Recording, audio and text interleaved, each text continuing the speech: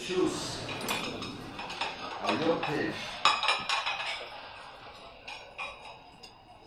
היוטף שלא היה כמו ישראל. ישראל 15 באוב, כתוב ברמב"ם, בפירוש המשנייס, מה סיבת היום? ברשום בפירוש המשנייס, בסוף טייניס,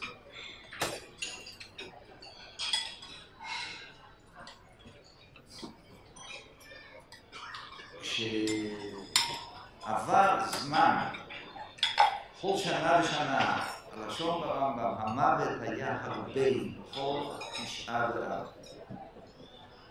היו 15,000 איש בני ישראל, לפי החשבון. היו נכנסים לקברים,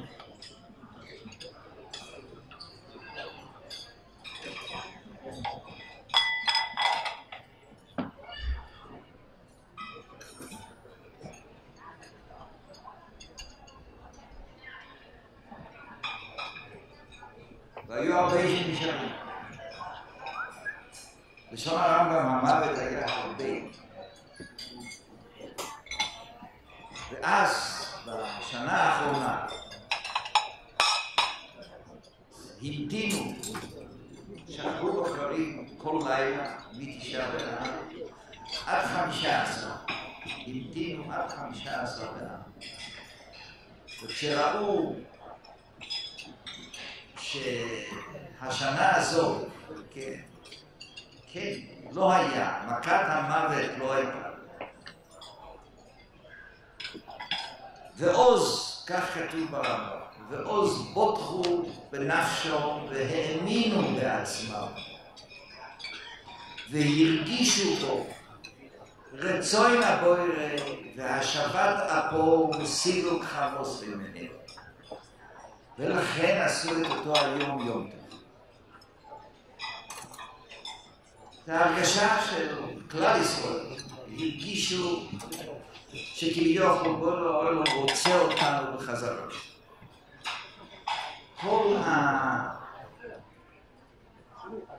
כל הכללה, כל העונש הנוירו שחל על כל הדור, העונש הנוירו נגמר.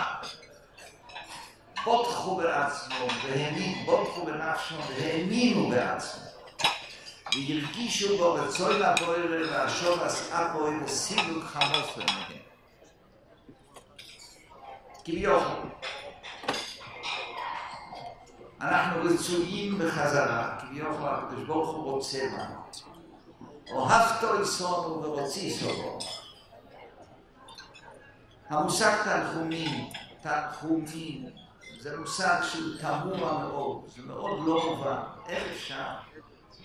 איך אפשר להתנחם מכה קשה, מכה נוראה, מכה כואבת, מכה שבכל פינה, בכל פינה זה מורגש. מה זה להתנחם? מה זאת אומרת להתנחם? איך אפשר? איך יש תנחומים? אפשר להסיח דעת, אבל אסור להסיח דעת. ואיך? מאין לוקחים תנחומים?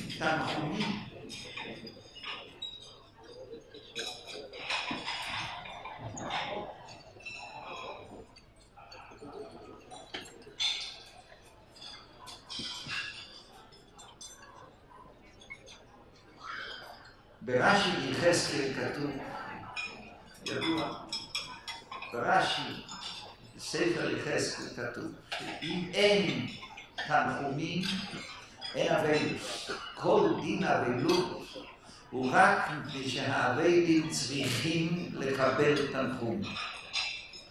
כל האבלות חלה, כל דיני אבלות הם רק כדי לקבל תנחום.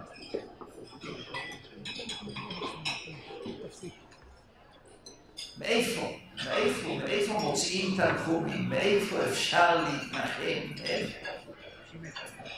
המכה נוראה, המכה כואבת, והיא לא מפסיקה לכאוב. היא כואבת וכואבת.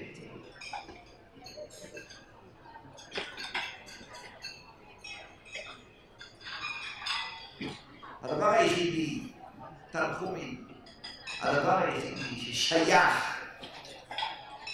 לכן לשון תנחומים, כתוב בראשונים, הלשון תנחומים זה קצת לשון, כל לשון תנחומים, כתוב ברש"י, לשון מחשבה אחרת. צריך לחשוב באופן אחר, לחשוב בצורה חדשה.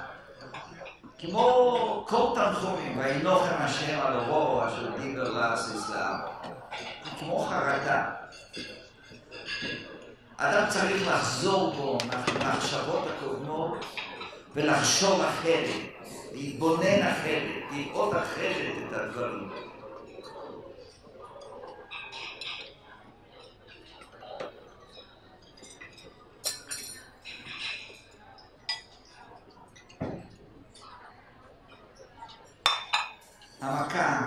המכה הנוראה שנפלה, שקיבל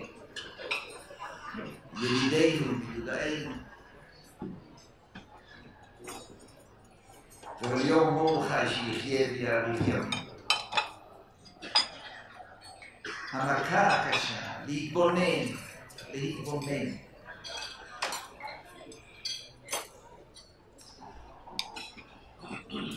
מי שרוצה לדעת את מצבה של אותה נערה שלא טעמה טעם חטא והיא עשתה רק דברים טובים, מה מצבה שם? איפה היא נמצאת? המקום שהיא נמצאת זה מקום צריך רק לקנא בה. זה דבר ברור, אין שום ספק שהיא נמצאת במצב טוב שאין כמו זו. טוב לה כמו שיכול להיות טוב רק בעולמנו. והיא ממשיכה לחיות. כל מי שבא במגע עם כל מה שקרה איתה, עם כל הצורס אודום, כל מי שבא במגע נהיה באדם טוב יותר.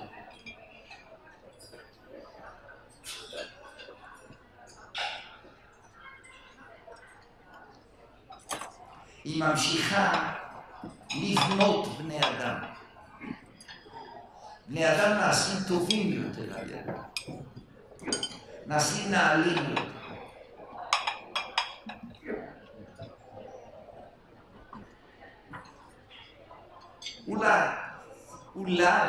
אולי יש בזה משהו.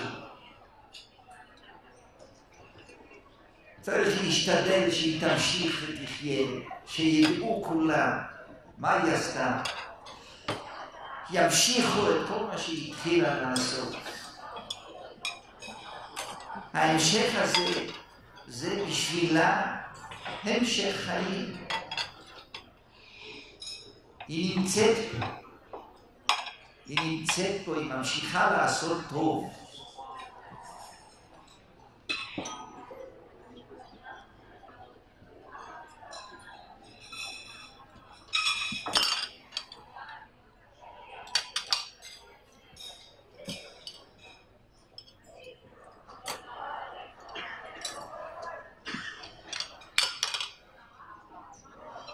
אילו הייתה ניתן רשות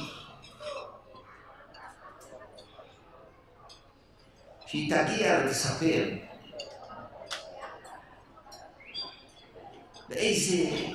באיזה גן עדן היא נמצאת.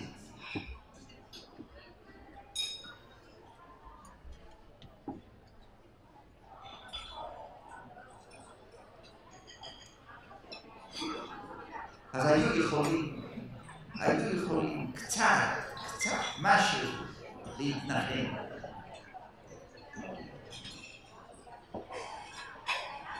הדרך היחידה, מה שנשאר לנו לעשות, מה שאנחנו יכולים לעשות, זה להשתדל שהחיים שלה ימשיכו להיות השפעה. היא תמשיך להשפיע, היא תמשיך לבנות בני אדם. כל מי שרק מציץ לראות איך הייתה נראית צורת האדם הזאת,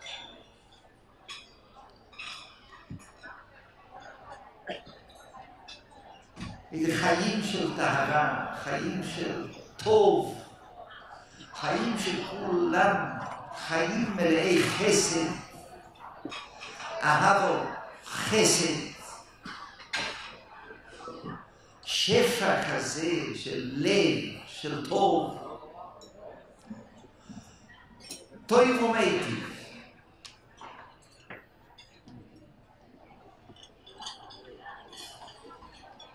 את הטוב הזה צריכים להמשיך.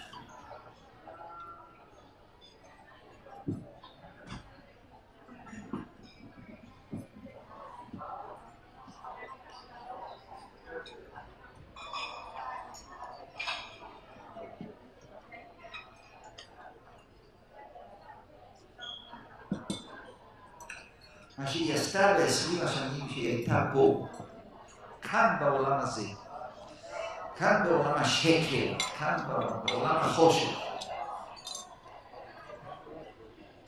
מה שהיא עשתה במעט שנים שהיא הייתה פה, היא הביאה אור.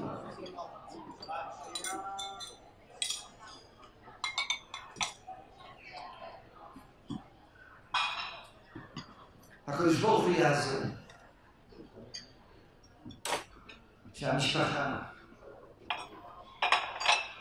ההורים, בני המשפחה, האנשים הקרובים, כולם ימשיכו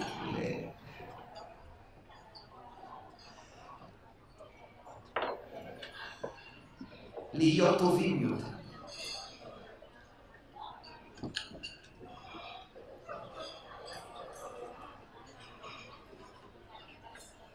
וכך בצורה כזאת היא ממשיכה, היא פועלת כאן בעולם הזה, עושה כאן בעולם, ממשיכה להשפיע טוב, אור, חסד, אהבה, רחמים, כאן בעולם הזה. היא נמצאת פה.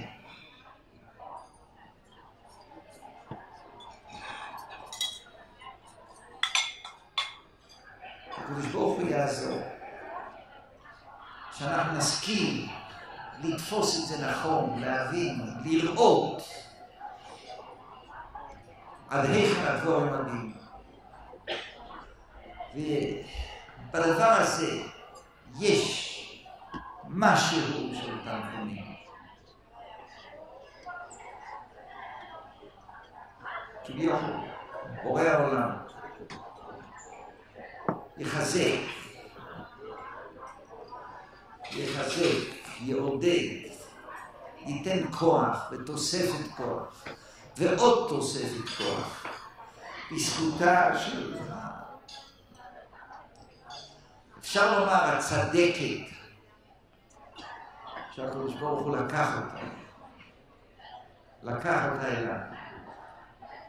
בזכותה של אותה צדקת הקדוש ברוך הוא ייתן כוח לכל בני המשפחה להיות חזקים יותר, להיות